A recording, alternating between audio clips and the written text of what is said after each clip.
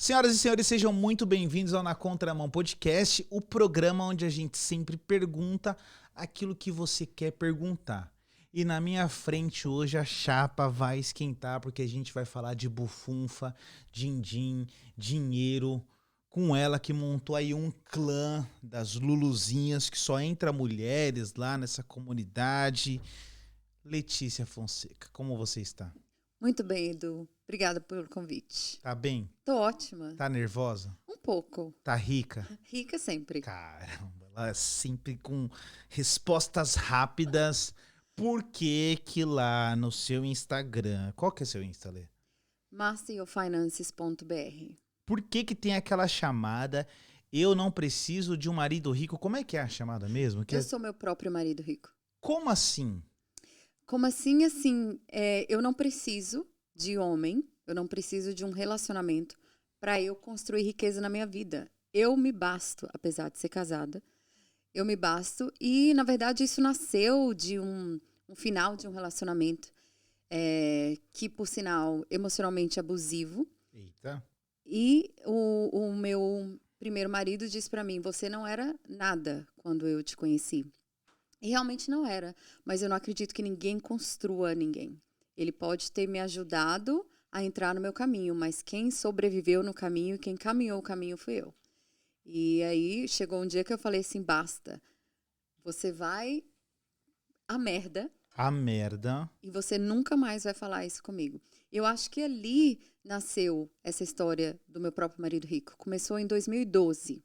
Só que ela foi evoluindo e eu fui construindo a história até a Master Finance nascer em 2019. Então, é daí que vem isso. De mulheres também que passam... Eu falo que o meu trabalho, Edu, é libertar mulheres de prisões. Não interessa qual que é a sua prisão. A sua prisão é um emprego? A sua prisão é um casamento? A sua prisão é uma família? A sua prisão é dinheiro? Qual que é a sua prisão? E eu liberto mulheres de prisões. Libertar mulheres de prisões é um dos grandes objetivos desse projeto. Não é a primeira, segunda, terceira, quarta ou quinta mulher que senta aqui nessa mesa e menciona um relacionamento abusivo. Eu, no meu preconceito e na minha limitação, cheguei a pensar, será que isso é um termo que está tão em alta e está todo mundo querendo utilizar? E com os estudos e conversas você vai entendendo que não. O que foi, que tipo, antes da gente mergulhar na sua plataforma, que tipo de relacionamento abusivo é esse? Na verdade, o relacionamento abusivo nasceu na minha casa, na minha família. O meu pai abusava da minha mãe financeiramente e eu nunca falei sobre isso. Porque o meu pai gastava o dinheiro dele e o dinheiro da minha mãe. E a minha mãe não tinha controle, ela não tinha entendimento daquilo. Até que quando eu tinha 15 anos, os meus pais se separaram e a minha mãe se viu completamente perdida, com muito medo de não conseguir sobreviver, de não conseguir conduzir a família com a saída do meu pai. Meu pai ficou com uma parte dos filhos, minha mãe ficou com a outra na divisão. Eita. E a gente passou uma vida extremamente desafiadora. Mas eu só percebi que eu mesma já tinha passado por abuso financeiro quando eu fui estudar para fazer uma live com uma ONG aqui do Reino Unido chamada TC sobre abuso financeiro. E aí que eu entendi que eu já tinha sido abusada financeiramente em relacionamentos anteriores. Explica pra mim, você fez o que é ser abusado financeiramente? Porque quando a pessoa casa, não se tornar uma só carne, claro, uma visão mais judaico-cristã, o que é dos dois não é de um projeto só, o que é isso? Exato. Na verdade, o meu caso foi exatamente assim.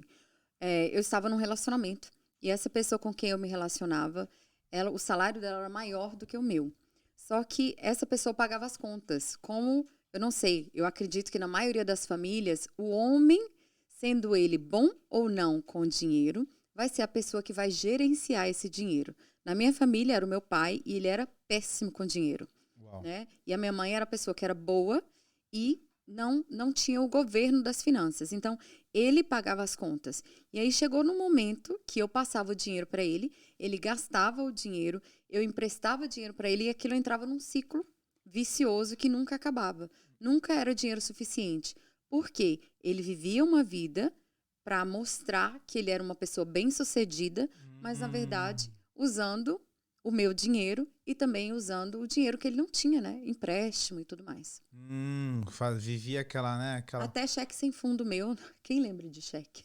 Até cheque sem fundo meu, ele deu. Cara, isso você classifica como a principal causa de um término? Na verdade, as pessoas pensam em abuso, elas já ligam à situação de violência, né? Sim, sim. Mas existe também a situação de manipulação, né? Naquele ponto eu estava sendo manipulada. E eu fui por um caminho, e na hora que eu me dei conta, eu já tinha caminhado muito, já tinha progredido muito. Então, foi esse o caminho aqui, mas o que acontece? Em muitos abusos familiares, de família de violência, um dos motivos é o financeiro. Tanto é que infidelidade financeira, brigas de casais. Infidelidade financeira. É a primeira vez que eu ouço essa expressão. Nunca tinha ouvido? Nunca. Infidelidade financeira. Por exemplo, a minha mãe praticava muito isso. Ela comprava as coisas escondido do meu pai, ela gastava dinheiro sem ele saber, sabe? Então, isso acontece demais. Eu vou fazer isso, mas não conta pro meu marido. Vamos fazer fala aqui com meu marido que eu preciso de tanto, porque eu não quero que ele saiba que eu tenho dinheiro. Então, acontece muito isso. E é a segunda maior causa de separações. Primeira é a infidelidade real, conjugal, e a segunda é problema com dinheiro. É tão interessante você falar isso. Uma vez eu ouvi um casal, era próximo e tal, e eu acho que foi o cara que fez ele expressou o comentário, ele falou, cara, ou ela falou, anyway, que encontrou coisas escondidas dentro do armário que ela tinha comprado e aquilo gerou um desgaste. E na minha cabeça eu não sei se também é uma cabeça muito, quer ser puritano, não, mas eu fico pensando, mas por que alguém esconderia de outro que tá comprando, alguém que você convive? Porque existem muitas coisas atrás de compras, né? Existe compulsão, existe você tampar alguma coisa que te machuca. Então, existem muitas coisas. E na infidelidade financeira, existe também entre casais a incompatibilidade financeira. Né? Se, por exemplo, eu sou uma pessoa extremamente organizada, e aí vou expor o coitado do meu marido, que ele está sempre exposto no meu Instagram. Ele é uma pessoa desligada com dinheiro. Como é que eu posso harmonizar uma pessoa que é extremamente investidora e uma pessoa que tem um perfil como o meu, como uma pessoa desligada como o meu marido? Como a gente faz isso? Com muita conversa, mas tem que ser de hora marcada. Porque ele é uma pessoa desligada, para ele falar de dinheiro não é uma coisa importante, mas para mim é muito importante. Então a gente precisa equilibrar os dois perfis. Mas muitos casais varrem tudo para debaixo do tapete e fingem que não está acontecendo.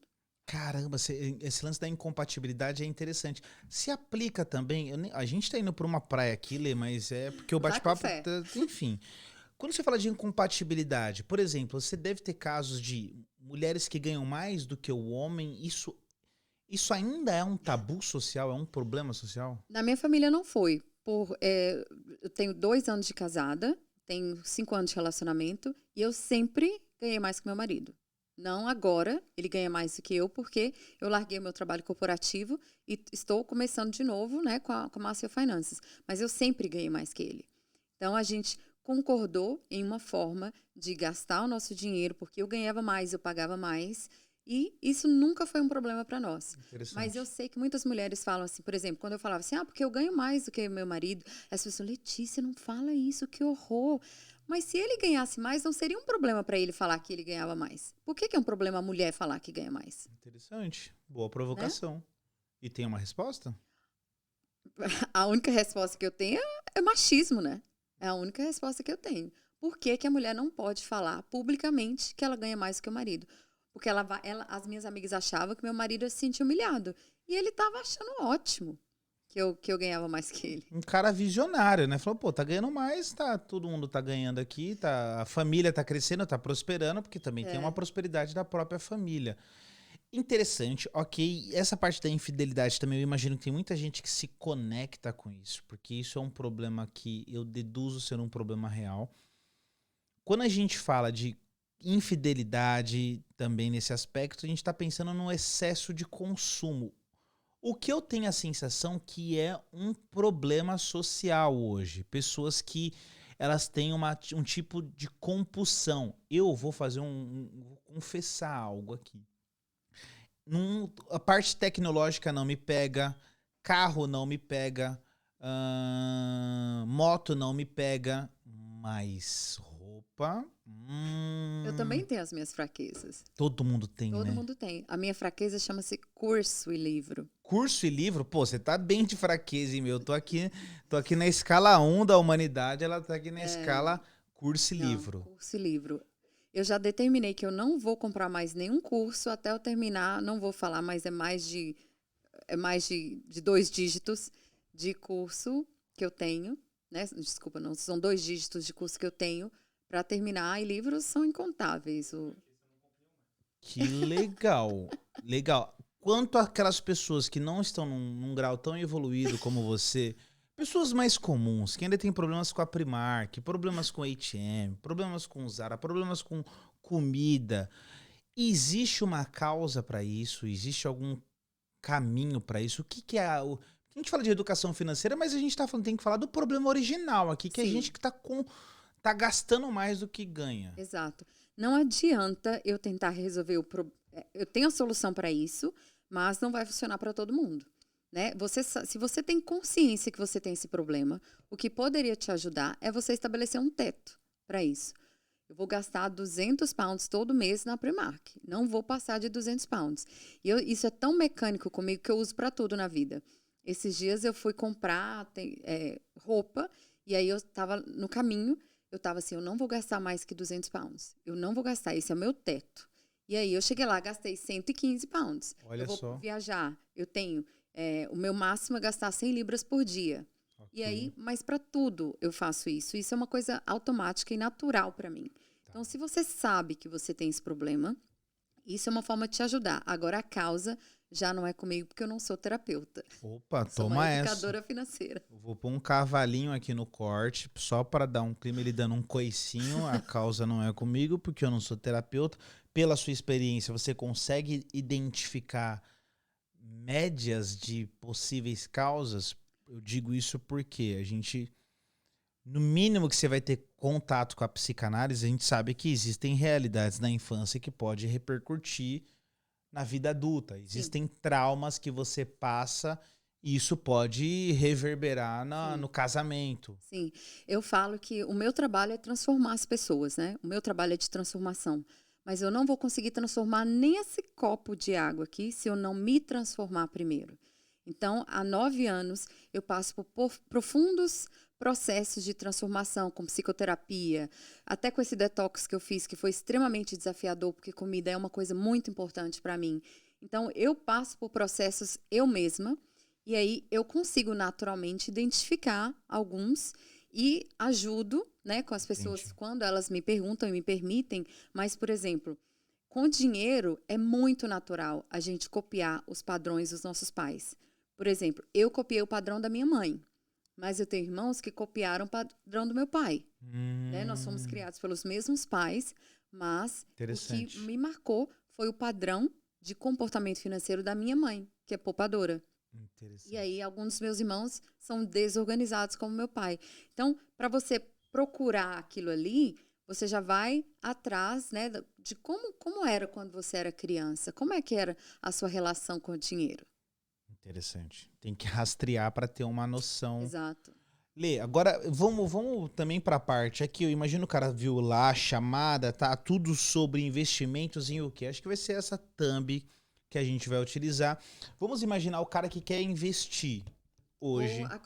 Ou a coroa, desculpa. O cara é uma força de expressão, assim como o ser humano. Imagine que a pessoa quer investir. Uhum. Qual é o ponto inicial aí para investir aqui em UK? O que eu preciso? Tá. Por onde eu vou? Eu vou começar por um tema filosófico, né? Você quer investir dinheiro, certo? Sim. Qual é a sua maior fonte de dinheiro hoje? Eu trabalho. Você. Eu, sim. Você. Então, o que eu diria? Primeiro, invista em você, porque você é a sua maior fonte geradora de dinheiro. Nenhum investimento vai gerar mais dinheiro que você. Nada vai gerar. Então, invista em você, Edu, primeiro. Esse é o primeiro passo zerinho. Invista em você, porque você pode aumentar o seu valor. Quando eu cheguei aqui, eu ganhava 400 pounds por mês. Eu investi na minha educação, eu fui aprender inglês, e aí eu fiz uma qualificação em marketing. Meu primeiro salário era 400, o meu último salário corporativo, mais de 4 mil. Porque eu cheguei eu saí dos 5 mil aos mais de 80 mil por ano. Investindo aonde? Em mim. Você. Em mim. Então, isso que as pessoas não conseguem entender, que na vida, como nos investimentos, os valores também crescem. Mas para você investir, para isso você precisa investir em você. Né? Naturalmente, se você está aqui há 10 anos, você não pode mais estar ganhando 10 libras por hora. Se você investir em você, não. Agora, se você não fez nada, pode ser que nos últimos 10 anos você ficou nos 10 pounds por hora. E você acha que as pessoas normalmente, pela seu grau de relacionamento, por exemplo, você sair de 400 para 4 mil, isso é admirável. Mas levou tempo, hein, Edu? Sim, tem uma linha do tempo aí, mas você saiu. Saí. Você se moveu, tem o cara que está estagnado. Sim. Você acredita que essa estagnação, ela é fruto do quê? É fruto de mente pobre, eu diria. Porque existe, né? Existe, por exemplo, eu sempre falo que existem as pessoas pobres e existem as pessoas de mente pobre.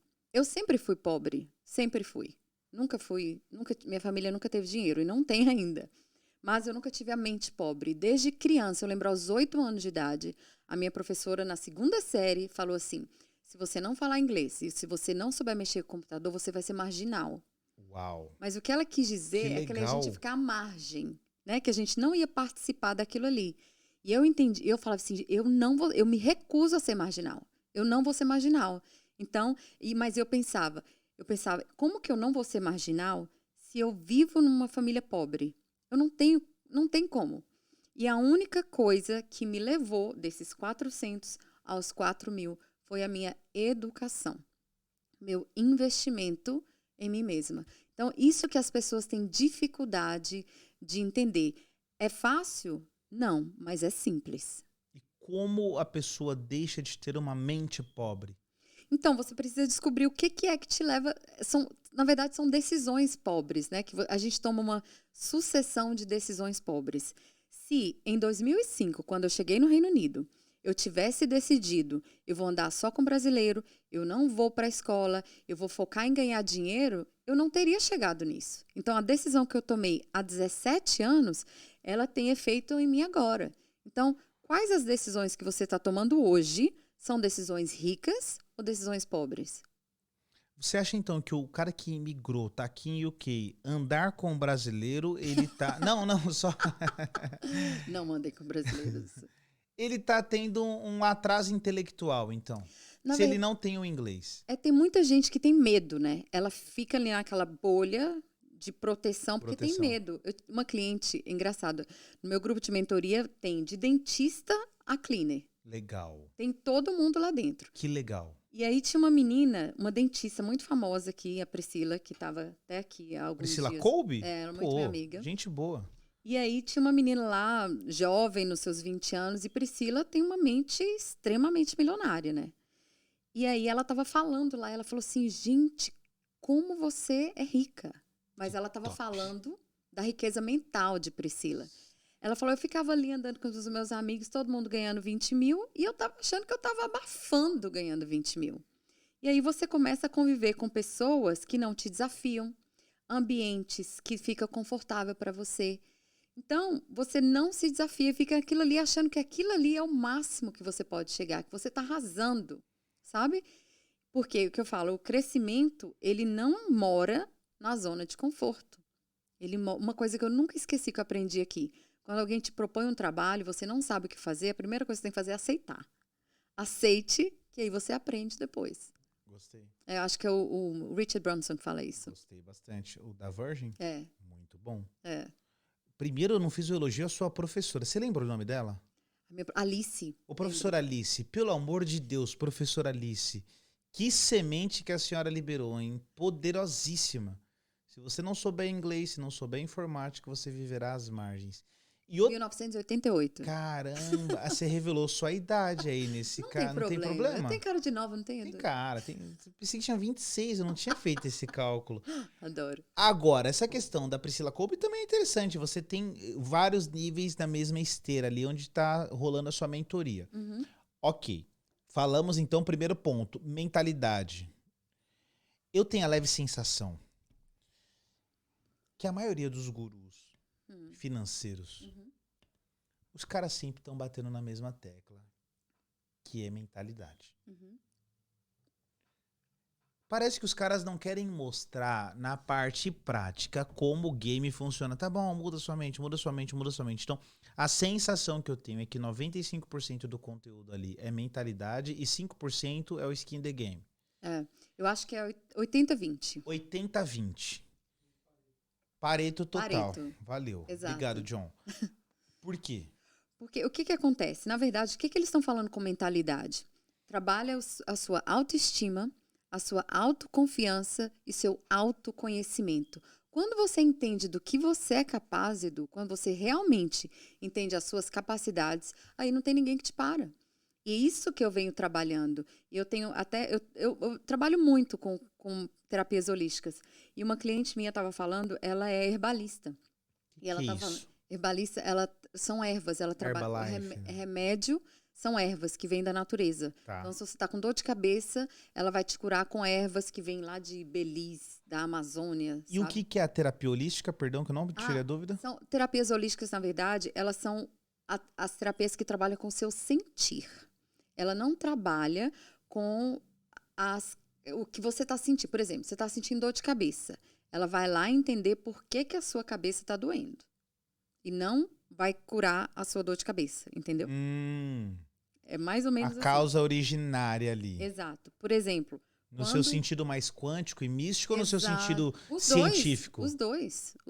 Na verdade, não muito científico, mas quando eu falo que as terapias holísticas são o seu sentir... Por exemplo, quando eu estava com depressão, eu fiz psicoterapia, né? Eu não tomei remédio. Eu deveria ter tomado, eu poderia ter tomado remédio e não tomei. Por quê? Porque eu sabia que a causa daquela depressão que eu estava ali, ela não estava no meu corpo, ela estava no meu sistema mental. Então, eu cheguei a um ponto que eu quebrei emocionalmente. Então, eu fui atrás. Mas, voltando à minha cliente, que é herbalista, ela está falando assim, Letícia, à medida que eu fui... E isso aconteceu muito comigo. À medida que eu fui me conhecendo, o meu salário foi aumentando. Isso foi exatamente comigo. Eu estava stuck nos 32 mil por ano em 2012. E aí, me veio a depressão. E eu comecei a investir. Eu dei um salto, meu salário cresceu 156% nesse período todo, porque eu me conhecia. Porque eu chegava lá e me bancava. Era porque eu sabia mais, que eu fazia mais curso? Não, era porque eu me bancava. Não e sim? Não, a resposta esse é não. Esse acúmulo de conhecimento também não te tornou-se mais estratégica? Também, mas eu sabia me vender mais porque eu sabia da minha capacidade. Ok, faz todo sentido. Eu concordo plenamente com essa raciocínio. É claro que é uma provocação para entender também esse universo. Existe... Bom, você tá na contramão, só para te situalizar, a gente vai também pro outro polo da pergunta. Vá com fé. Existe os gurus de internet que os caras estão ganhando dinheiro, não com investimento, mas com o conhecimento que ele monetizou. Sim. O que não há nenhum problema, para mim está tudo bem com isso e tá tudo ótimo. Eu tô louco para subir o meu curso online e ganhar dinheiro. A minha dúvida é legítimo? Porque parece que eu tô tentando levar... Ou eu tô tentando explicar pra minha comunidade, dizendo, olha, vocês precisam, para ganhar dinheiro como eu, montar um curso e ensinar alguém um dia, porque com investimento mesmo, isso vai demorar muito mais. Vai. Eu tô certo? É o que eles fazem? A média faz isso? A maior fonte de renda é vendendo o curso mesmo ou é o bendito investimento? A maior fonte de renda que você pode criar no mundo é você ajudar o maior número de pessoas possível. Então, essa é a maior fonte de renda. Se é com curso, se é com palestra, se é com podcast, não interessa. Quanto mais pessoas você puder ajudar com o seu conhecimento, mais dinheiro você pode fazer. Pode continuar, o soquinho foi só pra te dar, tipo, sensacional. Mas essa é real. Tem um livro do Tony Robbins que chama Money Master the Game, Master This Game, alguma coisa assim. E ele fala, se você não tá ganhando o dinheiro que você acha que você deveria ganhar, é porque você não está ajudando pessoas o suficiente. Cara, o Tony, eu falei, E eu concordo com ele. concordo Um plenamente. curso do Tony que eu paguei foi $10 mil. Eita, Agora você pega. imagina, tinha mais de 3 mil pessoas pagando $10 mil. Tony, tô atrás de você. Façam as contas. Meu Deus, você fez um curso, você fez presencial ou online? Eu já fiz muito, esse foi online, mas ele seria presencial. Mas eu já fiz muito, já investi muito mais do que 20 mil libras no meu conhecimento de educadora financeira, muito mais. Que legal. Então hoje você é uma educadora financeira que você estudou para isso, gastou, cara, só para se atualizar o cara que tá no Brasil, 2 vezes 7 são 140 mil no mínimo reais aí em cursos. Hoje você é uma educadora financeira que atua com público em UK. Sim. Se eu quero investir, a primeira fase é eu mudar o meu mindset, ok. Mentalidade de pobre. Exato. A segunda é você investir em você. Segunda, investir em autoconhecimento. Exato. Terceira, eu quero ir, vamos lá. Eliminar suas dívidas. Eliminar as dívidas. Cartão de crédito, que eles chamam de consumer debt, né? Que é cheque especial, parcela que você tem. Elimina tudo. Por quê? As pessoas não entendem por quê. Porque os juros de cartão de crédito de cheque especial aqui chegam aos 20%. E o crescimento de dinheiro em renda variável é 10%. Então, o seu dinheiro investido vai render menos do que os juros que você está pagando de dívida. Que raciocínio simples e poderoso para o cara entender. Exato, exato. Então, invista em você. Invista em você. Não, mindset, invista em você. Invista em você. Elimine as suas dívidas. Vamos só dar um pouquinho mais de luz sobre as dívidas para ir para o quarto tópico. Dívida, primeiro, eliminar as dívidas. Quando você fala do cartão de crédito, corte o cartão de crédito, porque eu tenho uma pergunta aí, porque tem o lance do credit score. Aqui tem essa fama do histórico de crédito ele ser aumentado também na proporção de utilização de cartão de crédito. Sim. É verdade ou é um mito? Se você não sabe usar cartão de crédito, coloque na gaveta, esqueça ou corte. Porque não há cartão de crédito que vai ajudar no seu credit score se você não sabe usar. Não adianta. E se eu sei usar, é uma boa? É uma boa. Você usa? Eu uso. Tenho alguns cartões de crédito, uso e compro até uma bala de 10p no cartão de crédito. Tudo. Eu não saio com dinheiro. Interessante, porque eu bati um papo com alguém mais voltado para a área de investimentos em propriedades e ele fala, use sempre o cartão de crédito todos os meses. Pagar o mínimo é tiro no pé? Tiros nos dois pés. Nos dois? Porque você pagar o mínimo, a sua dívida não vai diminuir e os juros começam a crescer ali, 20% ao ano.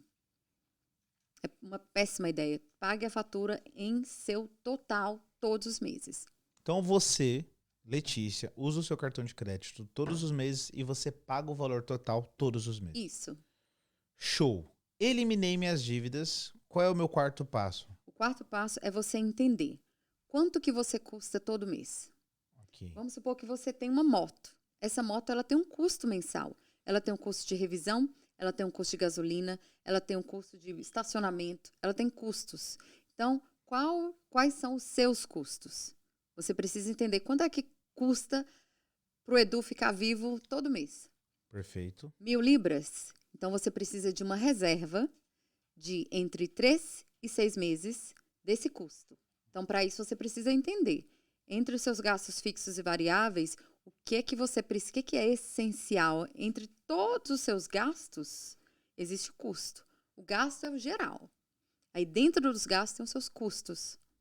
E aí, você precisa entender quanto que é os seus custos. Se alguém falar assim, vamos supor que seu custo é de 1.000 libras por mês, e alguém te oferece um salário de 9.000, você vai falar assim, eu não posso aceitar esse emprego, não posso aceitar esse salário, porque meu custo mínimo é 1.000. Então, você até entende isso. Né? E você entende se você está aumentando os seus custos de um ano para outro. Então, é muito importante todo mundo saber quais são os seus custos. É como se fosse o custo operacional de uma pessoa ficar viva e funcionando. Existe alguma forma que você utiliza Definir os custos? sim, para o cara ter clareza desses Uhum. custos, para ele ter esse mapa? Sim, pega uma folha de caderno, coloca 2 colunas, custos fixos, custos variáveis. Escreva a lista de custos fixos e variáveis. E aí você vai depois cortar tudo que não te mantém vivo e funcionando. Por exemplo, eu sempre pego no pé das inscrições, né? Netflix. Netflix não mantém ser nenhum vivo e funcionando. Então, ele não é um custo essencial. Tá. Então, comida. Você precisa de comer, certo? Beleza. Então, é um essencial. Então, você vai listar todos os que são os essenciais entre os fixos e os variáveis. E dentro dos essenciais, você vai achar esse número. Ok. Uma das sugestões que existe também nesse planejamento financeiro, fiz a lista. Deixar o beabá aqui. Fiz a minha lista. Eu tenho os custos que são essenciais, certo? Uhum. E qual é o nome do outro? Os Não supérfluos? essenciais. Não essenciais. Exato. Alimentação, aluguel, X, ok, mortgage. Não essenciais. Netflix. O que eu faço com esses não essenciais? Eu mantenho eles ou é um ponto de decisão? Não, isso aí já entra na parte de você criar um orçamento. Aqui a gente está falando passo a passo para você investir, certo? Todo ser humano do planeta deveria ter um orçamento para tudo. Orçamento para viagem, orçamento para compra da casa, orçamento para tudo. Então aqui a gente está definindo o valor da sua reserva. E como é que você define o valor da sua reserva? Entendendo quais são Ok. os seus gastos essenciais. Muito bom, muito didático, típico de professor. Gostei. É a famosa reserva de emergência, né? Exato. A gente tá mirando aí de 3 a 6 meses. 6 meses. Mas depende muito da sua situação, tá, Edu? Por exemplo, eu tô fazendo uma transição de carreira agora, que começou em maio. Então, eu tive 14 meses dessa reserva, porque eu estou numa transição. Então, vai depender. Se você, por exemplo, é a única pessoa que traz dinheiro para casa, talvez 3 a 6 meses não é suficiente. Porque se você é a única pessoa responsável, você tem filho, você tem esposa, então talvez 3 a 6 meses não seja suficiente. Então, existem vários fatores e essa regra não é geral para todo mundo, não. Show. Eliminei isso, tenho essa clareza, tenho a reserva de emergência. Agora é a sua meta. O que você pode ter várias metas. Qual que é a sua meta? Você quer investir para quê? E aí quando eu falo para quê, eu estou tentando definir, né? Quando eu quero, quanto eu quero, né? E aí eu vou conseguir trabalhar em tudo isso dentro da escolha de qual investimento é mais apropriado para mim. Você provavelmente já deve ter clareza. Você tem clareza desse seu mapa, né? De Aham. quanto e quando. Uhum. Se a gente fosse, a gente consegue, sei lá, imaginar, não precisa nem nada muito com cálculo, mas se o cara tem um planejamento. O meu foco seria atingir o cara agora que tá assistindo. Ele trabalha na moto, ele trabalha 9 horas por dia e ele tá tentando ter uma nova mentalidade. E ele falou, pô, gostei disso, até tenho uma reservinha ali guardado, quero investir. Existe um pontapé mínimo para ele? Sim, olha, sempre um livro que chama O Homem Mais Rico da Babilônia, ele sempre falava, toda vez que você ganhar 10, você guarda pelo menos um. E aí, para investir no Reino Unido, você precisa de 1 libra. Você pode começar a investir com 1 libra. Caramba. Então, é muito acessível e muito barato. O problema é que as pessoas não sabem onde elas estão investindo. Elas vão copiar, elas vão ouvir dizer. Muita gente fala assim, ouvi dizer, eu escutei que isso é bom. Então, a pessoa nem sabe aplicar aquilo para a vida dela. Então, isso é um risco muito, muito alto. Tanto que várias clientes minhas, e em plataformas eu fiz uma pesquisa, o número de abertura de contas em plataformas de investimento cresceu mais que 60% nos últimos 2 anos de pandemia. Em UK? No Reino Unido. Uau. Exato. Isso ouvi da boca de um consultor de uma plataforma. Tá. Cresceu mais de 60%. Só que o conhecimento das pessoas não aumentou. E aí, o que acontece? Clientes minhas já perderam 13 mil libras, já perderam 9 mil libras, porque deu para uma pessoa fazer e essa pessoa não era uma pessoa confiável, Meu ou era uma Deus. plataforma, um scam, né? Uma fraude. Então, muita gente perdeu dinheiro. Tem plataforma aqui que é uma furada, que Que elas estão rodando aí, mas ela é uma Tem furada? muitas plataformas que são furadas. Zoado, não vale a pena. Mas eu não conheço. Por Tá. quê? Porque elas ficam muito na surdina. Elas não vão ficar no mainstream. Tem algum nome que dá pra citar? Não, de plataforma que eu não conheço. Mas existe uma forma de você identificar se a plataforma é regulamentada ou não. Como? Que é no site do Financial Conduct Authority, que é fca.org ou .uk, é no Financial Conduct Authority. Embaixo do site vai ter o número de registro, Tá. né? Você olha lá para ver se existe o número de registro, né? Tem um número lá e você copia o número e joga lá dentro do site do FCA, e aí você vai ver se a plataforma é realmente regulamentada. E olhar reviews, né? Olhar depoimentos na internet. E quando a gente está falando de plataforma, para o leigo entender, plataforma é o ambiente em que eu vou comprar a ação. Exato. Ela está tramitando entre quem vende a ação e o comprador da ação. Sim. Ela tem um percentual que ela lucra com isso. Exato. E enfim, eu comprei ali, tá seguro se ela tá dentro desse órgão. Exato. Ok. 1 libra eu já consigo comprar algum tipo de ação. Sim. Vamos pensar lá no motoboy. Vamos pensar no Vai Favela, por exemplo. Favela, essa é para você. Imagine que ele quer comprar ação. Ele quer comprar 100 libras de ações. Sim. Eu entendi que o elemento fundamental é a educação. Uhum. Consegue me citar 3, 4? Agora é o conteúdo mais raiz. É Érico Tá. Rocha agora, né? Aquela coisa Nutelinha, não. 3 ou 4 plataformas que seriam viáveis, que são credenciadas. Fala, ó, essas são boas. Tá. Letícia, pessoalmente, invisto muito, a grande parte do meu dinheiro está numa plataforma que chama Vanguard. Por quê? A Vanguard tem mais de 40 anos de existência, ela existe em muitos lugares do mundo, e ela é uma plataforma que a pessoa que criou a plataforma, ela inventou o tipo de investimento que chama-se Index Funds e Mutual Funds, né? Que é você pegar uma fração de várias ações, colocar numa caixa, né? Que eles chamam de pool, de piscina, e aí vender frações de ações num conjunto. Então, por exemplo, eu vou comprar as 250 maiores empresas do Reino Unido. E a gente sabe que a indústria mais forte no Reino Unido é a indústria financeira, né, de bancos. Isso é um dado. Isso é real. Então, o Reino Unido é muito forte no setor financeiro. Então, se eu comprar 250 maiores empresas do Reino Unido, a maior parte vão ser de financeiras, certo? Então, vamos supor, vou dar um exemplo, vou colocar Lloyds lá, vai ter 3% de Lloyds, vai ter várias empresas, mas são porcentagens, são frações dessas ações. E ao invés de eu comprar Lloyds, eu vou lá e compro esse pool, essa caixa cheia de frações de ações. Isso é chamado, é o fundo? São fundos de investimento. Isso é fantástico. É. Eu não consegui localizar a Vanguard aqui nos meus apps. Só pra, até ela não tem aplicativo. Não tem, é na plataforma. Inclusive, é uma plataforma, é um site. Olha só. Porque eles até falam, porque o que acontece? Quando a pessoa investe, ela vai ficar... o que a pessoa perde dinheiro? Ela coloca o dinheiro lá e o dedo fica coçando para mexer, para vender, sabe? E aí é um dos princípios da Vanguard, né? Você coloca, e é o que chama de investimento passivo. Você vai lá no débito automático todo mês, já programa para ir para aquele investimento lá e vai.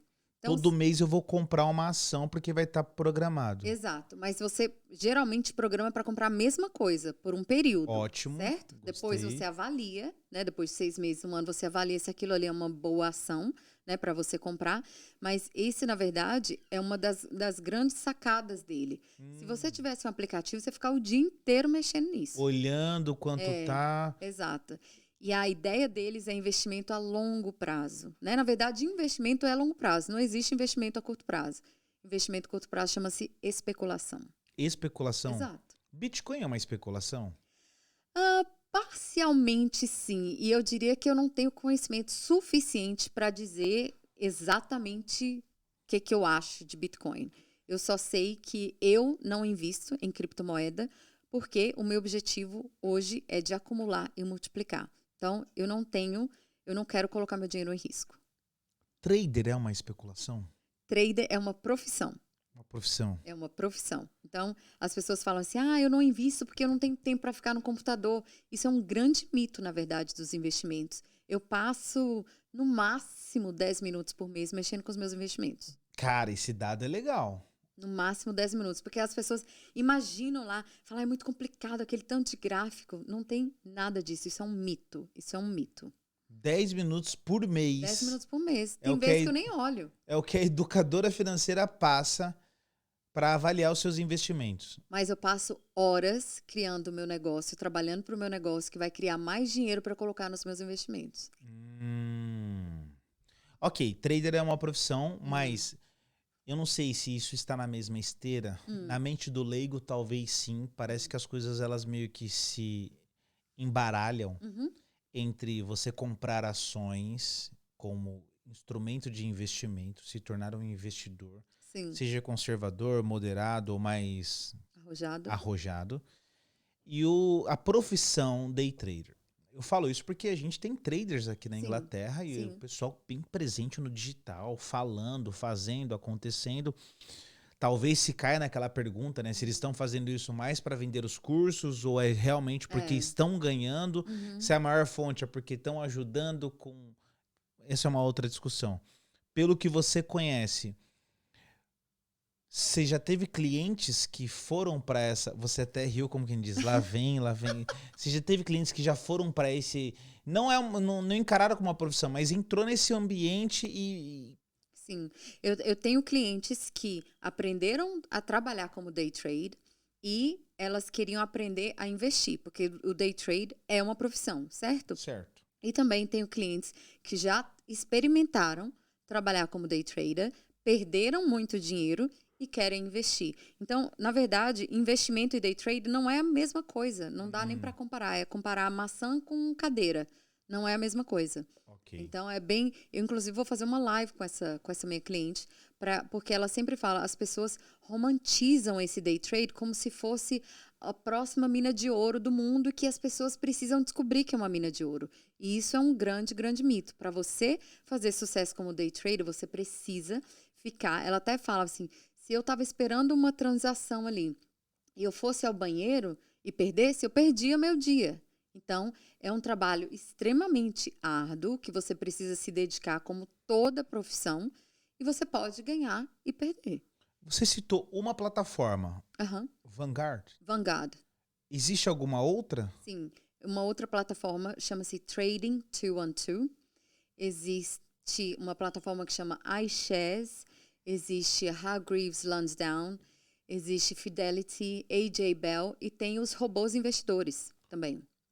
Como que é isso? Que são plataformas, são aplicativos que usam de inteligência artificial para fazer investimentos. Você utiliza algum? Não, porque são custos mais altos, né? Então, para mim é muito importante manter os custos dos meus investimentos baixos, né? Vou dar exemplos de plataforma robô investidor, Nutmeg, Moneybox, Plum, Money Farm. Existem muitos aplicativos e aí você vai responder um formulário e esse formulário, no final, ele vai indicar os investimentos e vai fazer para você. Você não precisa escolher, ele vai escolher para você de acordo com o questionário que você respondeu, inteligência artificial. Isso é muito interessante. Lembrei de metaverso, toda essa discussão agora da inteligência, o quanto isso vai afunilando. Um dos pontos que eu gostaria de explorar com você também, quando a gente fala de investimento, de dinheiro aqui, eu gostei muito desse lance de você lidar com os bancos daqui, Lloyds, você acaba falando linguagem daqui, porque quando a gente fala de investimentos no exterior, quando você estava no Brasil, você pensa nas maiores 500 empresas dos Estados Unidos, e ter isso aqui também, sabe? Sei lá, o Tesco tá lá, pô, eu vou investir no Audi. Quem vai investir no Audi? Acho que ninguém investe nessa. Mas por que não? Não, foi só um pensamento. Cheerful. Você tem? Não, assim, na verdade, nem sei se ele tem IPO. O Reino Unido, ele tá passando por um momento difícil, né? Por causa do Brexit. Okay. Né? A gente ainda tá vivendo as consequências da escolha do Brexit, né? Que eu achei que foi uma decisão extremamente errada da população, tiro no pé, porque eu acho que a gente está andando contra o mundo, né? O mundo está se convergindo e o Brexit, ele é uma diversão. Uma diversidade? Não, ele está divergindo, desculpa. Divergindo, tá divergindo. sorry. Ao invés de convergir, ele está divergindo, né? Então, eu sou completamente contra o Brexit. Então, a gente está vivendo a consequência e estamos vivendo uma espécie de mini recessão que junta Brexit com essa pandemia, né? Então, a situação daqui no Reino Unido está bem delicada. Né? Crise no mercado hoteleiro, de consumidor, que as pessoas não estão conseguindo nem achar funcionários para trabalhar. Isso é um problema seríssimo aqui. Seríssimo. É. E isso tem impactado naturalmente, então, nos investimentos aqui? Tem. Porque a gente perdeu muito investidor internacional também, né? Muitas empresas mudaram de país. Muitas empresas que eram sediadas aqui mudaram de país. Eu vivi isso na empresa corporativa que eu trabalhava. Então você aporta hoje seus investimentos, a maioria está em UK ou está nos Estados Unidos? A maioria está fora do Reino Unido. Por quê? Ok. Porque eu já trabalho aqui, eu já tenho imóvel aqui, a minha reserva de emergência está aqui. Então, eu tendo a investir em outros lugares que não seja o Reino Unido. Interessante. Você falou um ponto que o brasileiro sempre teve o sonho da casa própria. Eu não sei como que é hoje para o cara que está imigrando aqui, mas quando você começa a ter um pouco mais de informação, o diálogo sobre comprar um imóvel aqui, você percebe que não é algo tão distante assim, existem caminhos de possibilidade. Você falou que você tem um imóvel aqui. Sim. Comprou um imóvel aqui. Então você sim. deve ter feito um baita de um negócio, né? Que você tem Então, imóvel... você falou assim, brasileiro tem o sonho de comprar a casa própria. Exato. E a pergunta é a seguinte, o sonho é de quem? É seu? Ou você trouxe esse sonho de alguém e você acha que é seu? Muitas vezes as pessoas não param para se perguntar. Então, é bem delicado essa situação de comprar ou não um imóvel, porque eu acho que volta para a história de você já fez no papel se aquilo faz sentido para você? Quais são os seus planos para você e para sua família nos próximos 5, 10 anos? Você quer estar aqui no Reino Unido? Você quer voltar para o Brasil? E vou até tocar num assunto antes de falar do imóvel, que muita gente que mora aqui, Edu, fica mandando dinheiro para o Brasil. Opa! Porque a cotação tá alta. Sim. Mas aí a pessoa não tem nem intuito de voltar para o Brasil. E aconteceu comigo. Eu cheguei aqui, comprei um imóvel no Brasil. Vou morar no Brasil? Não vou. E aí, quando eu fui comprar meu imóvel, onde é que estava meu dinheiro? No Brasil. Então, as pessoas mandam dinheiro para lá. Primeiro, volta naquele assunto. Elas acham que é a única e melhor opção. Segundo, elas não têm conhecimento em como investir aqui. E terceiro, tá tudo no automático. Vamos fazer o que todo mundo está fazendo. Isso é muito legal. Gostei. Continua.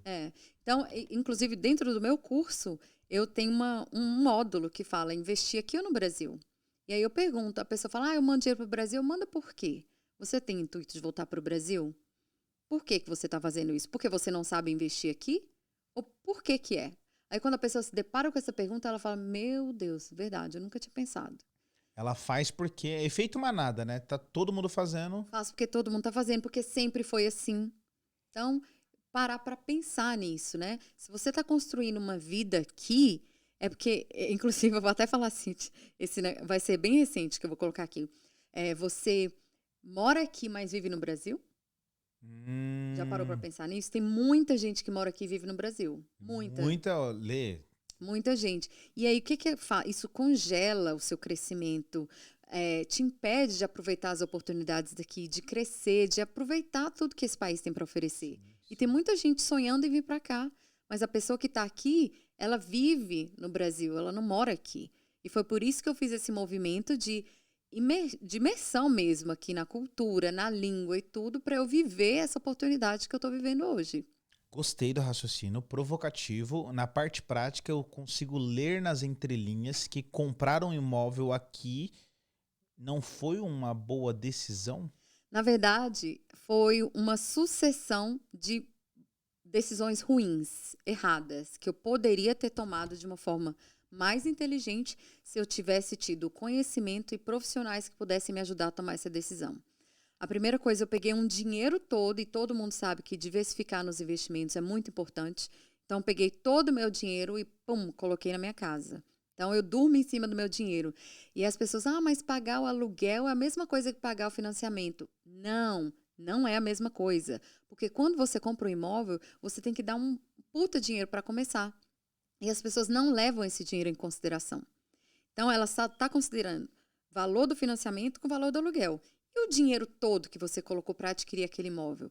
Vou te dar um exemplo. Hoje eu pago 4.500 pounds de aluguel para o HSBC. Eu não pago para uma pessoa que é dona, mas eu pago para o HSBC, porque eu aluguei o dinheiro. Eu não estou alugando a casa, eu aluguei o dinheiro. Como é que eu cheguei nessa conta? Peguei todo o dinheiro que eu usei para dar entrada no meu apartamento, mais o financiamento do mês, dividido pelo número de meses que eu tô lá. Então, eu tô pagando 4.500 pounds de aluguel. Lógico que à medida que eu for ficando lá, isso vai diminuindo, porque a minha dívida também vai diminuir. Então, mas hoje eu pago 4.500 pounds de aluguel no apartamento de um quarto em Londres. Baseado no valor que você pagou De como se entrada, fosse de entrada, né? custos de advogado, de stamp duty, de tudo. De imóveis que eu comprei, porque a casa é minha, eu queria os melhores móveis. Então, tudo isso, se eu colocar tudo num papel, dava muito mais de 200 mil libras. Então, se eu pegar 200 mil libras e dividir por 60 meses, que é o tempo que eu tô lá, vai dar 4.500 pounds por mês. Pensando, por exemplo, tem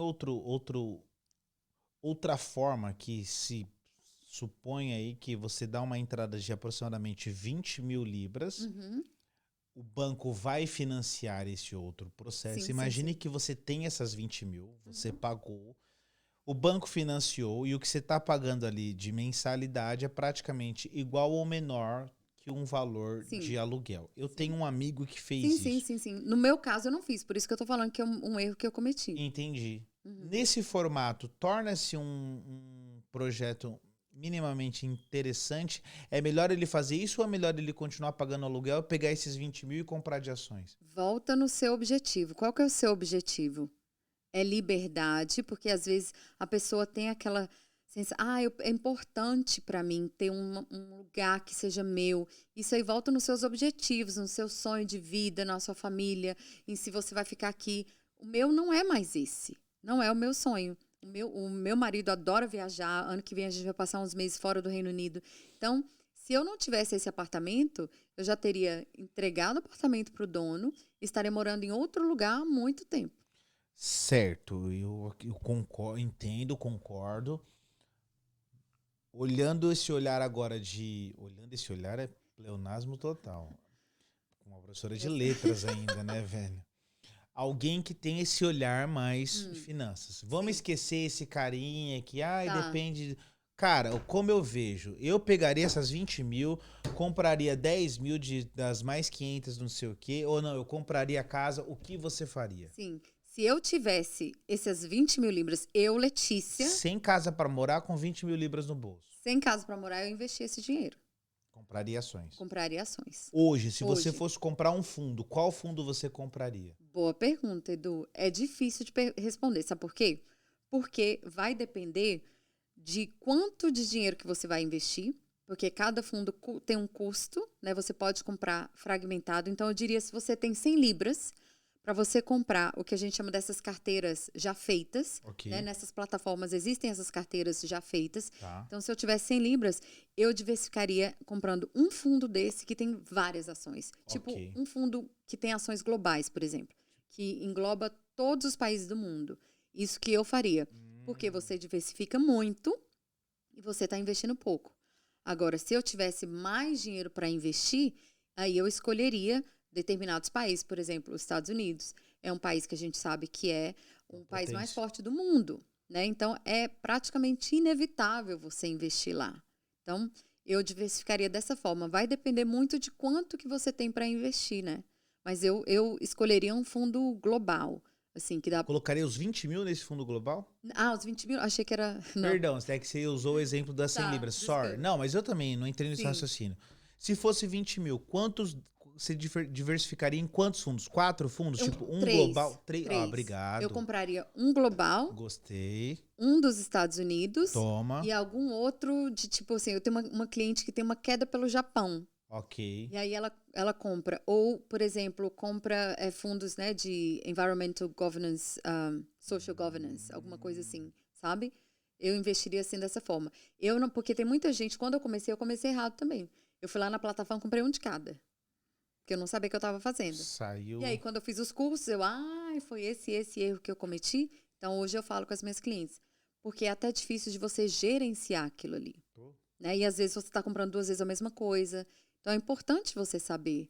A gente está falando de uma média de percentual de lucro de quanto ao mês? Uma média Tá, de uma ação, de um fundo. Qual é a média? Média, eu tá. sei que tem um raciocínio, Aham, vai sim, sim, depender, sim, né? sim. A média. Tá.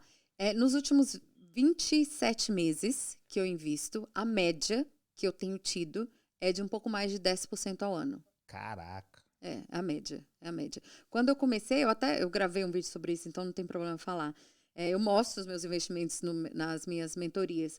Então, no final, eu comecei em 2019. No final de 2019, eu acho que eu tinha 3.700 pounds de lucro, de crescimento, tá? De crescimento. Esses dados são legais. E aí, em novembro, eu fiz um vídeo. Nós estamos em novembro ainda. Em novembro, eu fiz um vídeo. Meus investimentos tinham crescido para 16.700 e alguma coisa. Em 27 meses.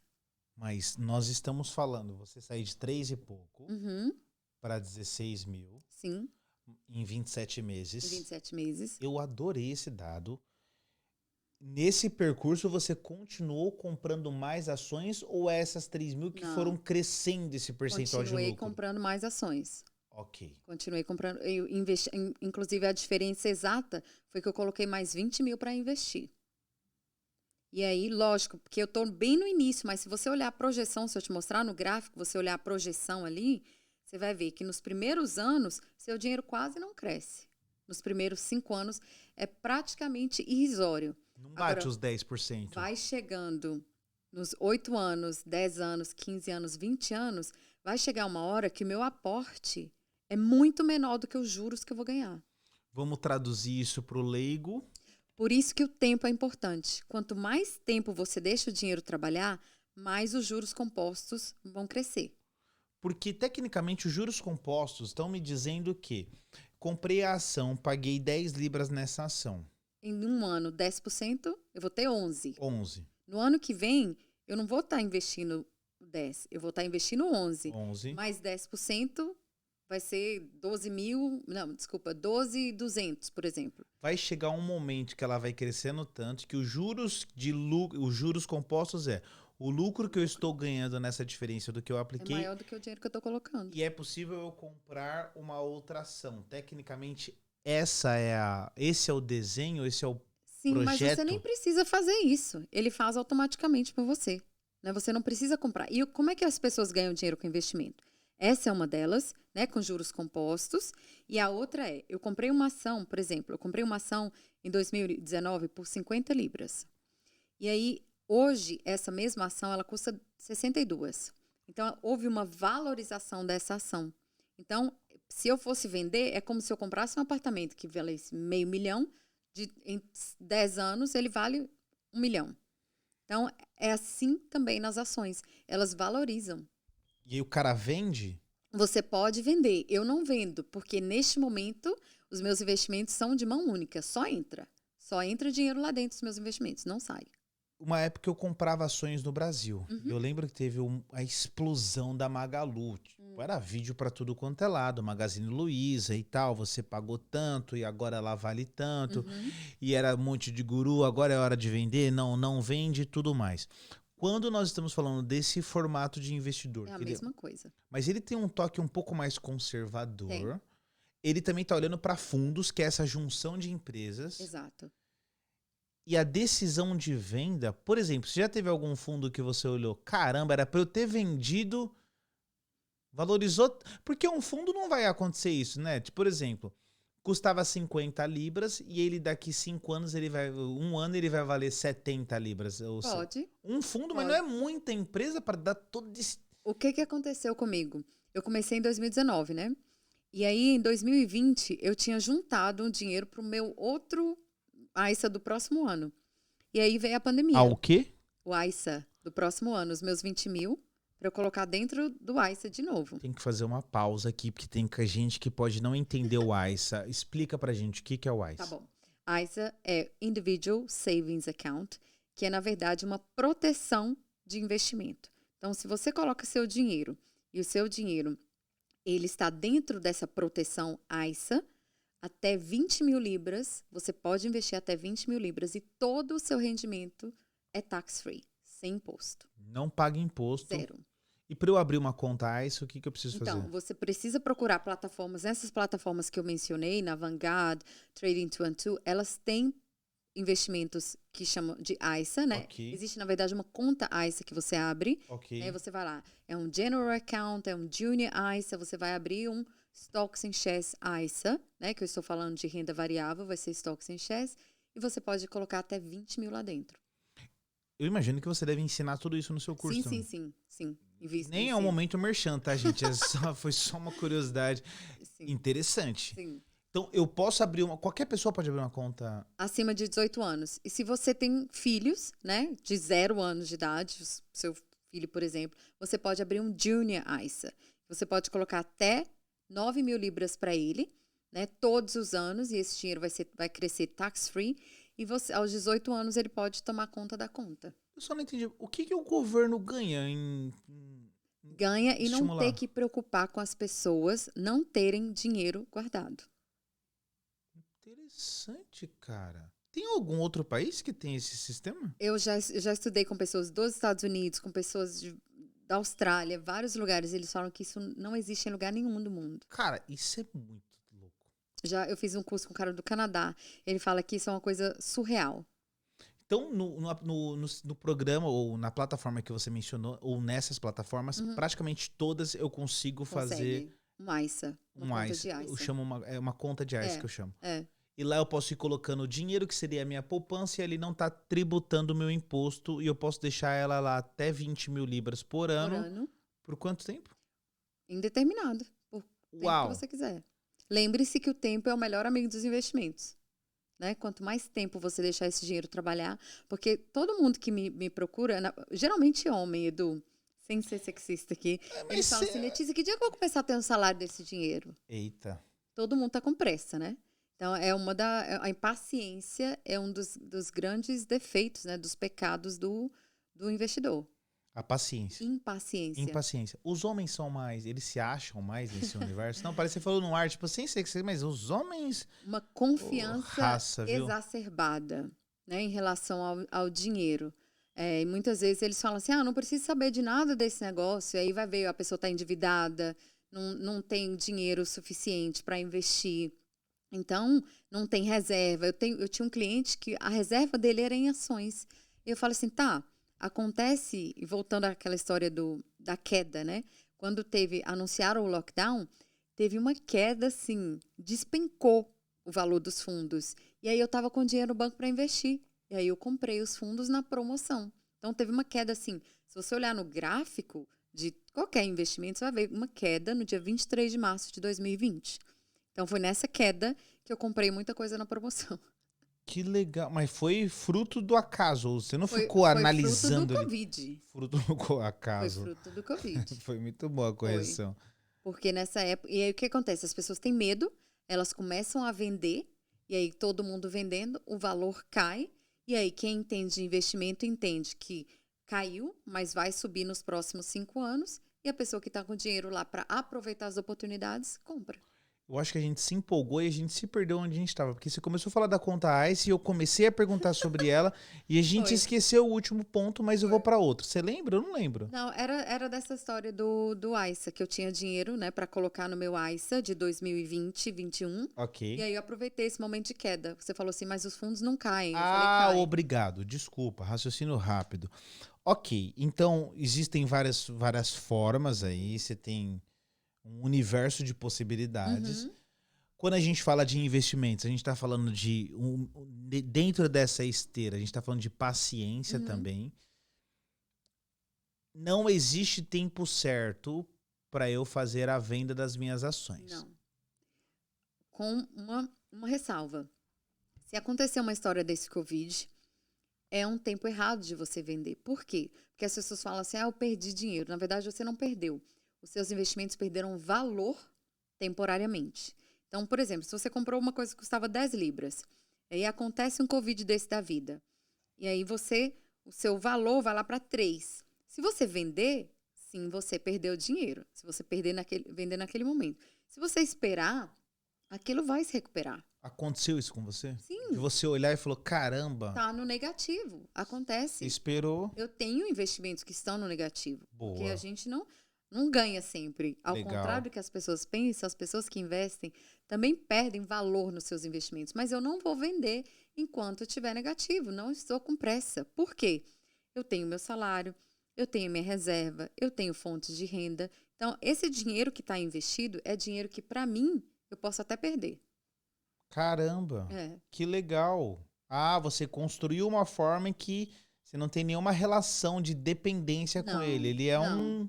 Na verdade, é assim, eu tenho meu emprego, eu tenho a minha reserva, eu tenho imóvel no Brasil, eu tenho várias coisas. Se tudo isso der errado, construir o meu negócio, aí eu vou pensar em vender esses investimentos. Quando você foi falando, eu tenho meu emprego, eu tenho meus imóveis, eu lembrei daquele meme, eu sou rica, rica. Sei lá, poderia juntar aí nessa parte, né? Porque casou Sim, mas bem. é porque o que vai te deixar rica não é uma coisa, não é você, tipo, comprar um Bitcoin. São conjunto de coisas. Pluralidade. São muitas coisas que vão te deixar rico, né? Então, por exemplo, eu não vou vender meu imóvel no Reino Unido hoje, mas, não sei, daqui 5 anos, se o imóvel valorizar, que vai valorizar, porque eles estão construindo uma estação enorme perto da minha casa, então vai valorizar e eu vou pensar em vender a minha casa. Ou não. Ou eu posso esperar mais, porque quanto mais, a gente sabe, quanto mais tempo esperar, mais aquilo valoriza, né? O engraçado é que se você vende a sua casa, seu imóvel aqui, pensando em preço de mercado, que você tem um apartamento em Londres, deve estar valendo uma bagatela, você vira uma milionária, multimilionária no Brasil. Multi não, mas uma milionária Eu já no sou Brasil. milionária no Brasil, mas aqui não. Você já é milionária no Brasil. Eu tenho imóveis no Brasil também. Caramba, pega esse corte aí, hein, velho? Pega esse corte aí, produção. Eu já sou um milionário no Brasil.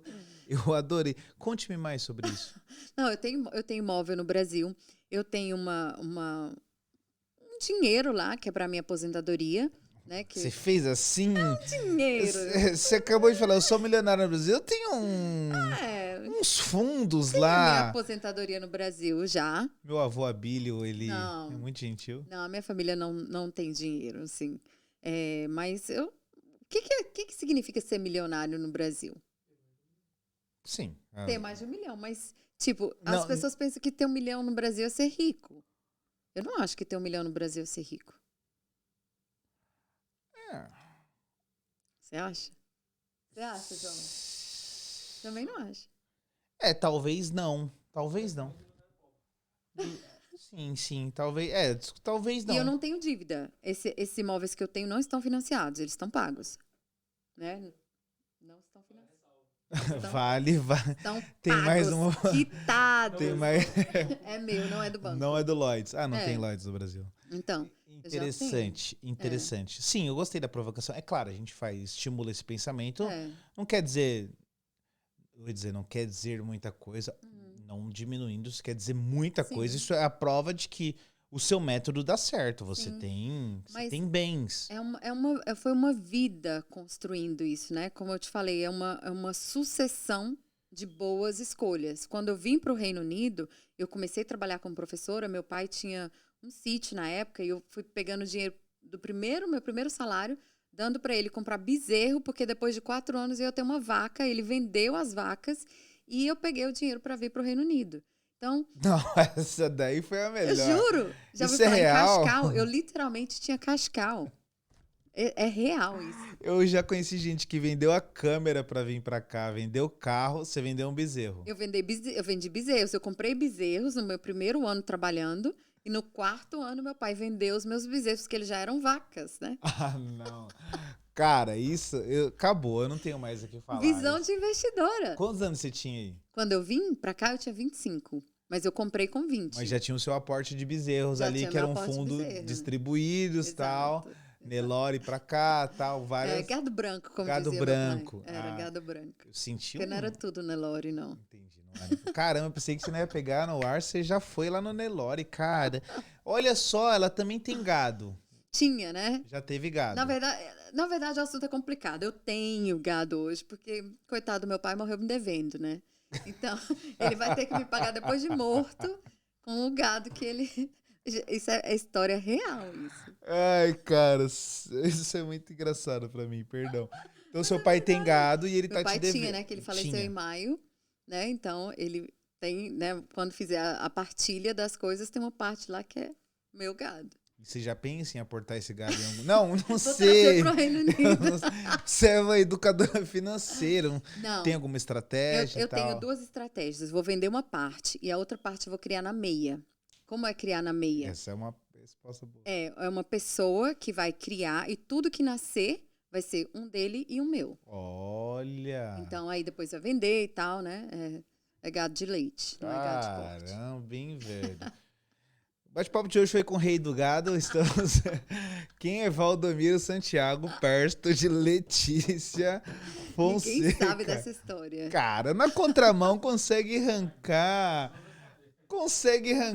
pontos, mano, muito interessante. Mas isso prova, é o que a gente estava falando dessa questão de coisas que vai fluindo em nós. Né? Essa sua mentalidade te brinca assim, mas é visível. É alguém que já consegue identificar a oportunidade, tempo, espaço. Só essa questão de criar o gado na meia, eu já me identifico. Não, de verdade, é meio engraçado. Mas eu me identifico muito, que assim, você não abre mão de todo, o outro também está lucrando, mas o seu negócio está crescendo. Eu acho isso bárbaro. É porque as pessoas acham que às vezes o negócio só tem que ser bom pra ele, né? Isso não é um negócio. Isso é, na verdade, ultrapassar, né? Então, sempre quando eu falo com as pessoas, sempre que você for propor um negócio, pensa, esse negócio é bom pra mim e pra pessoa? Se não for, não é um negócio. Uma pessoa de finanças, ela sempre está inclinada a um governo mais liberal, né? Só uma Lá vá. curiosidade. Não, é só... É que você foi falando, é que você iniciou falando do número 13, aí eu lembrei agora, vi você de vermelho. Tá. Há uma tendência de uma tendência... Olha, o meu marido, ele fala que ele é comunista de sofá. Sabe? Ele é um comunista que, tipo, não gosta do capitalismo, mas também não quer fazer nada a respeito disso. Caraca! Eu sou uma pessoa que eu sou a favor do capitalismo, por quê? Porque não, assim, eu não vou entrar em méritos, outros méritos, mas por quê? Porque eu acho que existe uma mobilidade, né? Eu trabalho muito e eu construo muito. O que que eu vou fazer com isso? Isso aí depende das pessoas. Por exemplo, no meu caso, eu sou uma pessoa que eu gosto de doar. Então, se eu tenho muito, eu vou poder doar muito. Os meus sogros, ainda bem que eu estou fazendo esse podcast em português, eles não vão entender nada. Os meus sogros não são pessoas ricas, mas eles doam a pobreza que eles têm. Caraca! Então, eles doam, mas você vê que aquilo ali não é que está fazendo falta, mas eles têm pouco para doar. Agora, se eu for uma milionária, eu vou poder doar milhões, que é uma coisa que eu já faço sem ser milionária. Então, as pessoas acham que ser capitalista e ter muito dinheiro significa que você é sovina, significa que você vai passar em cima das pessoas, e não é nada disso. Você só vai ser mais do que você já é.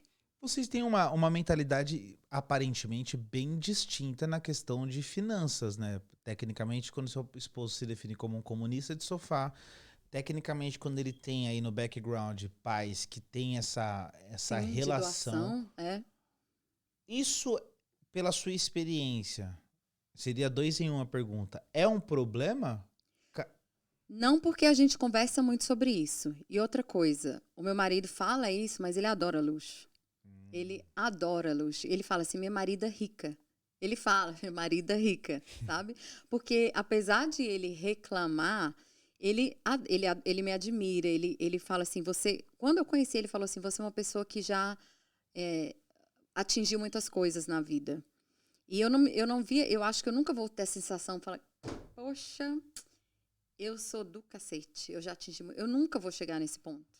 Porque eu acho que é da minha personalidade, de não achar que eu cheguei a um ponto final. A vida é uma caminhada, né? Então, ele, apesar de falar essas coisas, ele gosta do luxo. Ele não gosta de coisa, sabe? Ele toma cerveja belga, sabe? Ele gosta de luxo. Ele só não quer ralar como eu. E quando você... Verdade. Quando você identifica casais nas suas mentorias e tudo mais, você percebe essa diferença de relação com o dinheiro, essa interpretação, e você identifica isso como um problema? Muito. Inclusive, não casem com pessoas que são extremamente incompatíveis financeiramente, não casem.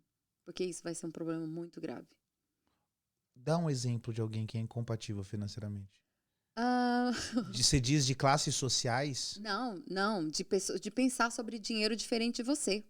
Isso é uma coisa muito séria, muito séria. Eu já tive um relacionamento que a pessoa achava que dinheiro ia e vinha. E eu sempre vi o dinheiro como os meus maiores valores, segurança e liberdade. Parece até contraditório, né?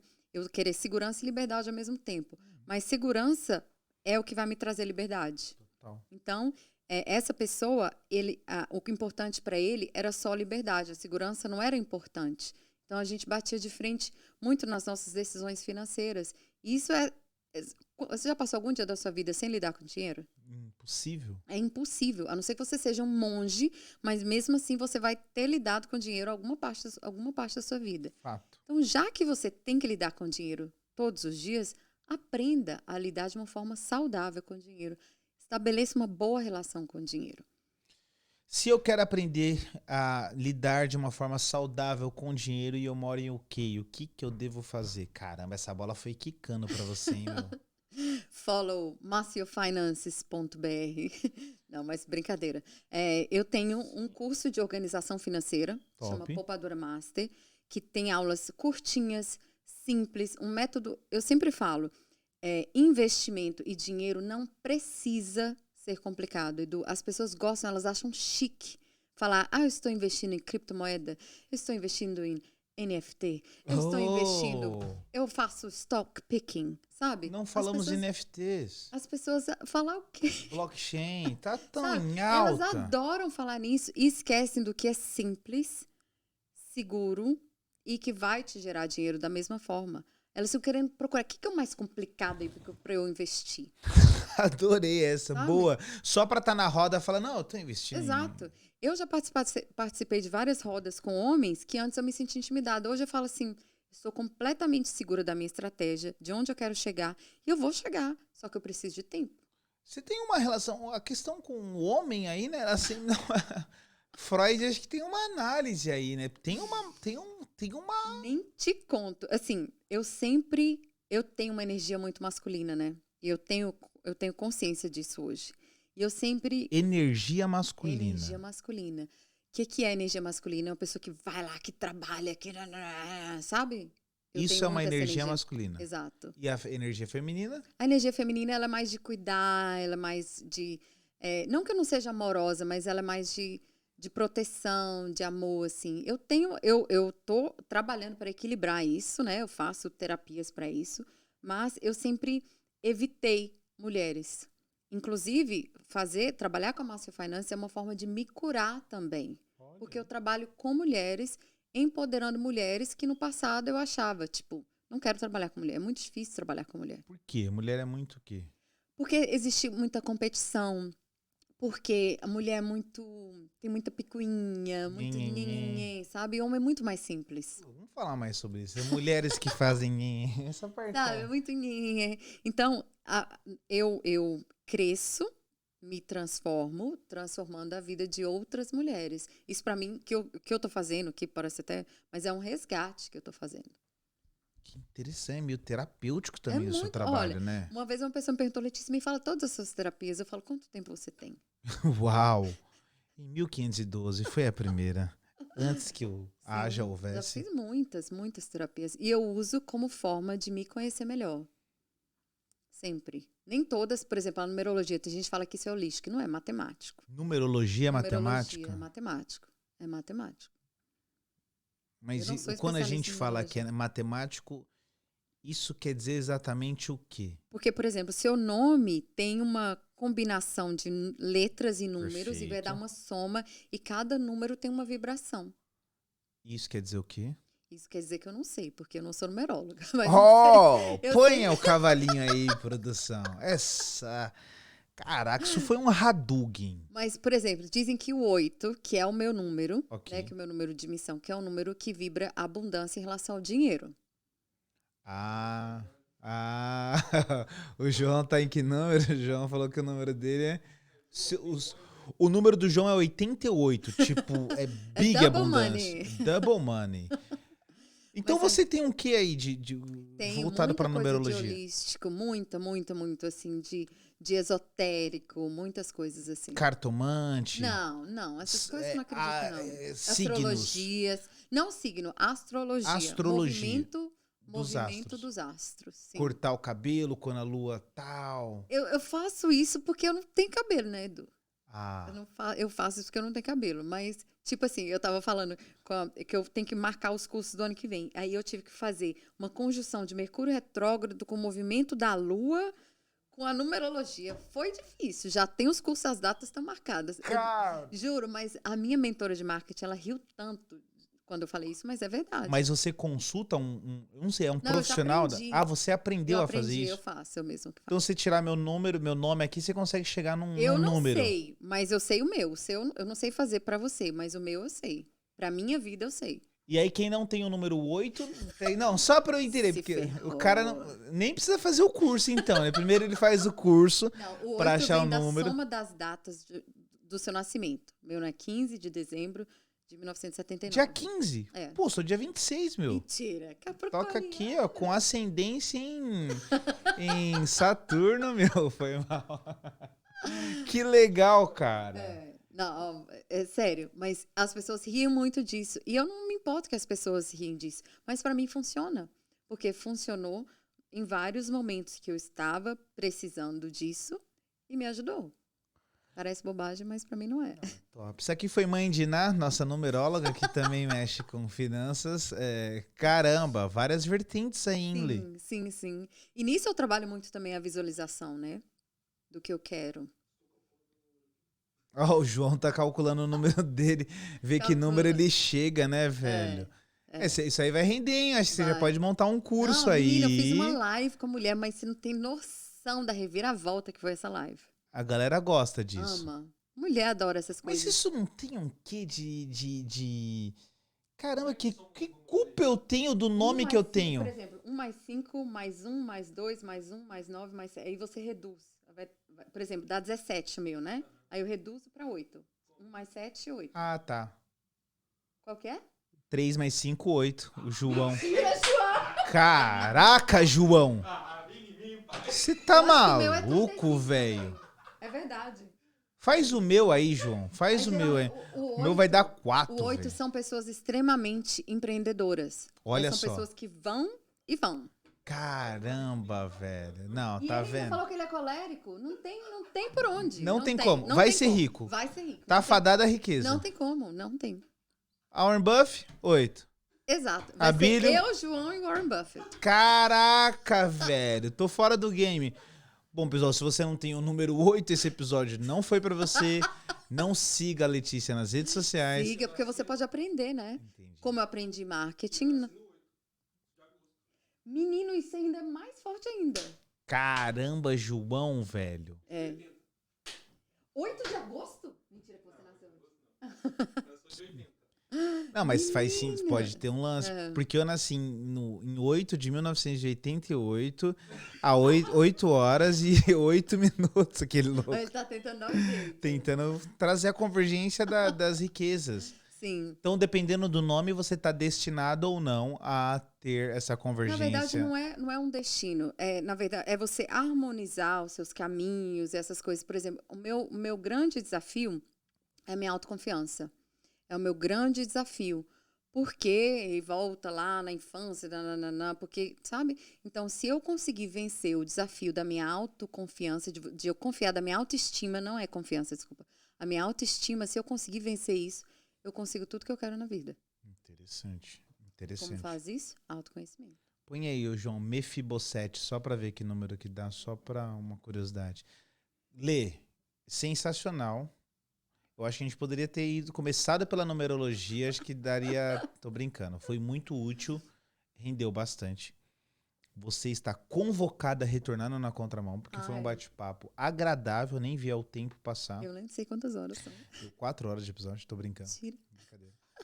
Muito obrigado. Antes da gente encerrar, é claro, eu sempre gosto dessa oportunidade pro convidado Primeiro eu já te indiquei para 4 pessoas, E essas pessoas inclusive vão me indicar para mais 4, juros compostos. juros compostos. E a gente quer se conectar com o seu material, aprender com você. Acho que a comunidade pode crescer muito Muito. com o que você tem para oferecer. Deixa aqui uma mensagem, olha aqui nessa lente, no fundo dos olhos deles. Fica à A vontade. mensagem é profunda. Para você saber mais sobre dinheiro, para você entender como você pode ir de gastadora para poupadora, ou se você já tem dinheiro parado no banco e precisa investir, mas não sabe por onde começar para investir aqui no Reino Unido, siga o Instagram da maciofinances.br. Te vejo lá. Caramba, teve um toque de locutora aí, velho. Eu curti Ah, esse. eu nasci para isso. Teve todo tal.